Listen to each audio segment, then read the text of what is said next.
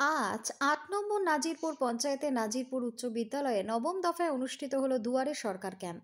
এই দুয়ারে সরকারের কর্মসূচিতে ৩৭টি সরকারি প্রকল্পের সুবিধা পাচ্ছেন জনগণ।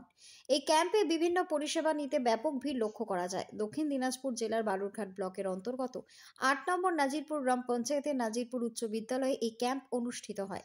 এই ক্যাম্প সম্পর্কে এবং জনগণের সুবিধার কথা বলতে গিয়ে বালুরঘাট ব্লকের পঞ্চায়েত সমিতির সভাপতি তথা অরূপ সরকার কি বললেন চলুন শুনে নেওয়া যাক। নাজিরপুর থেকে হিলি নিউজ বাংলার নিজস্ব প্রতিবেদন। আজকে নাজিরপুর জিপিতে নাজিরপুর অঞ্চলেই দুয়ারে সরকারের যে মূল শিবির সেটা অনুষ্ঠিত হচ্ছে।